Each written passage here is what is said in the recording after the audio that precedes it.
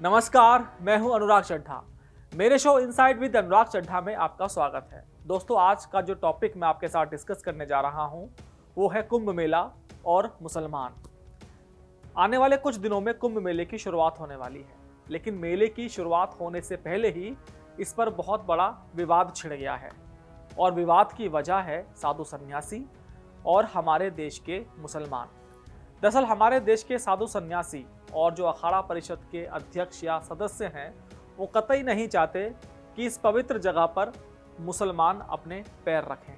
हालांकि इससे पहले कभी ऐसा नहीं हुआ कि मुसलमानों की जो एंट्री है उसको बैन किया गया है, लेकिन पहली बार मुख्यमंत्री योगी आदित्यनाथ के दरबार में साधु सन्यासियों ने इस बात के लिए एप्लीकेशन लगाई है और मुझे लगता है कि योगी आदित्यनाथ एक बड़ा फैसला ले सकते हैं।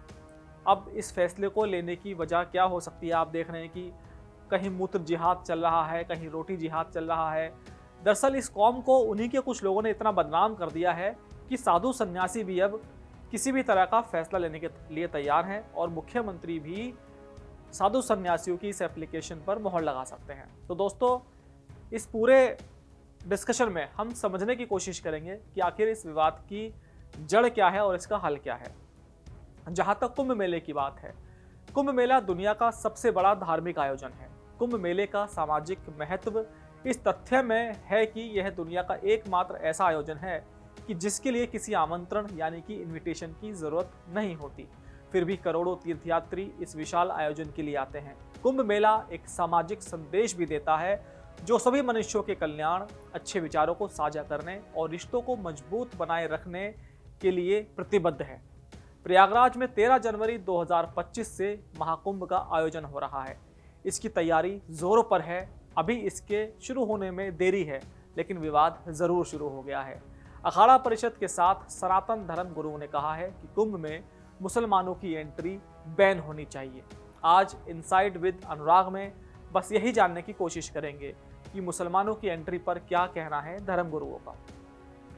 पहले बात करते हैं कुंभ के इतिहास पर। सबसे पहले कुंभ के इतिहास को समझ लेते हैं। कुंभ मेले का पहला ऐतिहासिक दस्तावेज चीनी यात्री हेनसांग के उल्लेख में मिलता है। यह 7वीं शताब्दी में भारत आया और 644 ईस्वी में प्रयाग गया। वहां उसने कन्नौज के प्रतापी सम्राट हर्षवर्धन को देखा, जो इस मेले में अपना सब कुछ दान कर देते थे। देश के 4 शहरों में आयोजित होने वाले कुंभ मेले को विदेशी media centre greatest show on earth कहती है कि इसकी कहानी ये है कि राक्षसों ने समुद्र मंथन के रत्न कहे जाने वाले पवित्र घड़े यानी अमृत कलश के कुंभ के लिए लड़ाई यहीं लड़ी थी। ऐसा माना जाता है कि मोहिनी का रूप धारण करके राक्षसों के चंगुल से भगवान विष्णु ने कुंभ यानी कलश को निकाला था। जब वे स्वर्ग की ओर इसे ले जा रहे थे तो अमृत की बूंदें पृथ्वी पर गिरी और वो ये 4 जगह थी। वहीं आज कुंभ मनाया जाता है। ये स्थान है हरिद्वार, उज्जैन, नासिक और प्रयागराज। इस बार दोस्तों विवाद क्या है ये समझिए। 4 नवंबर को प्रयागराज में भारतीय अखाड़ा परिषद की बैठक हुई। इसमें प्रस्ताव पास हुआ कि कुंभ मेले में सिर्फ सनातनियों को ही प्रवेश दिया जाए। कोई भी मुखौटा लगाकर गलत तरीके से कुंभ मेले में प्रवेश कर सनातन संस्कृति और परंपरा को बदनाम कर सकता है। प्रस्ताव में साफ तौर पर कहा गया है कि महाकुंभ में मुसलमानों की एंट्री पर बैन लगाना चाहिए। मतलब साफ है कि कुंभ में कोई भी मुसलमान नहीं जा सकता। संत समाज ने मांग की है कि महाकुंभ के 50 किलोमीटर के दायरे में मुसलमानों की एंट्री पर रोक लगाई जाए। इस संबंध में संतों ने यूपी सरकार को ज्ञापन भी सौंपा है। उनका कहना है कि कुंभ की पवित्रता और सुरक्षा को बनाए रखने के लिए यह कदम बहुत जरूरी है। अब आप समझिए कि धर्म गुरुओं की जो राय है वो मैं आपको बताता हूँ। कुंभ में मुसलमानों के प्रवेश पर बैन लगाने के प्रस्ताव पर अलग अलग धर्म गुरुओं की राय क्या है। जो शंकराचार्य स्वामी नरेंद्रानंद सरस्वती हैं, इसके अलावा सुमेरु पीठाधीश्वर जगत गुरु शंकराचार्य स्वामी नरेंद्रन सरस्वती हैं। उन्होंने कहा है कि कुंभ शुद्ध सनातनियों का मेला है। जो सनातन धर्म नहीं मानता उन लोगों को कुंभ में प्रवेश देना ही नहीं चाहिए। अगर मक्का और मस्जिदों में हिंदुओं का प्रवेश नहीं है तो फिर सनातनियों के कुंभ में इन लोगों का प्रवेश नहीं होना चाहिए। उन्होंने कहा कि बहराइच की घटना हो या फिर दिल्ली में रामनवमी, सनातन हिंदू की यात्रा पर आक्रमण हुए हैं। ऐसे में कुंभ में गैर हिंदुओं यानी मुसलमानों की एंट्री पर रोक लगाई जाए। जो रविंद्रपुरी जी हैं, भारतीय अखाड़ा परिषद के अध्यक्ष, उन्होंने कहा है कि हमने हरिद्वार में देखा कि वहां कई मुसलमान भाई संत बनकर घूम रहे हैं। इसलिए बहुत ज़रूरी है कि जो भी प्रयागराज महाकुंभ में आए उसकी जांच हो, उसके पास आधार कार्ड हो ताकि पहचान हो सके। हमारे साधु संत, श्रद्धालु और शासन प्रशासन सभी सुरक्षित माहौल में जी सकें। ये महाकुंभ यहाँ कोई भी उग्रवादी या संत बनकर नहीं कर सकता। बागेश्वर धाम के पीठाधीश्वर पंडित धीरेन्द्र शास्त्री ने कहा कि थूक कांड, पंडालों में आग जैसी प्रायोजित घटनाओं से पता चलता है कि मुसलमान एंटी सनातन हैं।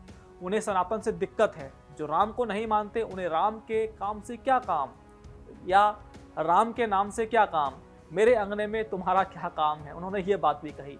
उन्होंने कहा कि गैर हिंदुओं को दुकान न लगाने दी जाए। जिन्हें सनातन संस्कृति के बारे में पता हो, पूजा पाठ और सामग्री की शुद्धता के बारे में पता हो, उन्हें ही यही काम दिया जाना चाहिए। जिन्हें सनातन संस्कृति के बारे में नहीं पता, अगर वे इसके लिए काम करेंगे तो निश्चित ही नाश करेंगे। इसलिए गैर हिंदुओं के लिए महाकुंभ में एंट्री बैन कर देनी चाहिए। शंकराचार्य स्वामी अविमुक्तेश्वरानंद, ज्योतिष पीठ के शंकराचार्य स्वामी अविमुक्तेश्वरानंद ने इस प्रकरण पर अपने विचार पेश करते हुए कहा कि महाकुंभ एक अमृत तत्व होता है और उसकी प्राप्ति के लिए वहां हम जा रहे हैं। क्या मुसलमान मानते हैं कि गंगा जमुना की धारा में नहाने से पापों का नाश होगा? अगर मानते हैं तो इसकी घोषणा करें, फिर हम लोग प्रवेश पर विचार करेंगे। उन्होंने ये भी कहा कि मुसलमानों का सबसे बड़ा तीर्थ स्थल मक्का शरीफ है। वहाँ 40 किलोमीटर पहले गैर मुसलमानों को रोक दिया जाता है, इसलिए कुंभ में मुसलमानों का कोई काम नहीं है। जितेंद्रानंद सरस्वती, अखिल भारतीय संत समिति के महासचिव जितेंद्रानंद सरस्वती का कहना है कि कुंभ में आने वाले हर व्यक्ति पर भरोसा करना संभव नहीं है। उन्होंने थूक जिहाद, पेशाब जिहाद जैसी घटनाओं का जिक्र करते हुए कहा कि महाकुंभ की पवित्रता को बरकरार रखने के लिए मुसलमानों के प्रवेश पर रोक बहुत जरूरी है। साध्वी प्राची को आप अच्छी तरह से जानते हैं। विश्व हिंदू परिषद की साध्वी प्राची ने कहा कि अगर कोई गैर मुस्लिम मक्का मदीना में प्रवेश नहीं कर सकता तो कोई गैर सनातनी महाकुंभ में दुकान क्यों लगाएगा? गैर हिंदुओं ने जाति, धर्म और भाषा के नाम पर लोगों को बांटकर भारत पर राज किया है। अब हमें बंटना नहीं है और ना ही कटना है। मुस्लिम समुदाय की ओर से विरोध। संत समाज की मांग का मुस्लिम संगठनों ने कड़ा विरोध किया है। मुस्लिम धर्म गुरुओं ने इसे गंगा जमुनी तहजीब और भाईचारे के खिलाफ बताया है। संभल में बड़ी मस्जिद के मुतावली बद्र आलम और चंदोसी के इमाम मौलाना नाजिम ने इस मांग को गलत ठहराया। उन्होंने कहा कि एकता और सांप्रदायिक सौहार्द के लिए ये नुकसानदेह है। अब आप यूपी के मुख्यमंत्री योगी आदित्यनाथ की बात समझिए। उन्होंने इशारों में क्या कहा।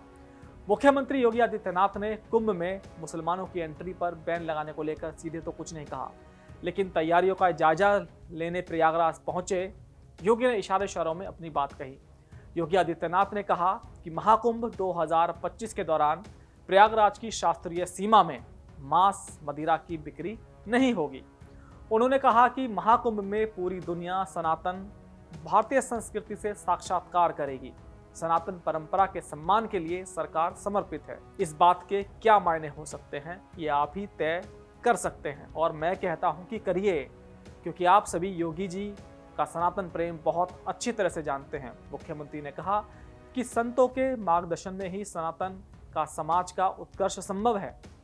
महाकुंभ 2025 कुंभ 2019 से अधिक भव्य हो, इसके लिए सभी को योगदान करना चाहिए। उम्मीद है कि विवादों से परे महाकुंभ पूरी दुनिया में एक नया कीर्तिमान बनाने में सफल होगा। दोस्तों, मेरा ये विश्लेषण आपको कैसा लगा, इस पर कमेंट में ज़रूर मुझे लिखकर बताइएगा, और मेरी इस वीडियो को, मेरे चैनल को सब्सक्राइब करना ना भूलिएगा। फिर आपसे मुलाकात होगी किसी दूसरी वीडियो के साथ। तब तक के लिए दीजिए मुझे इजाज़त। नमस्कार।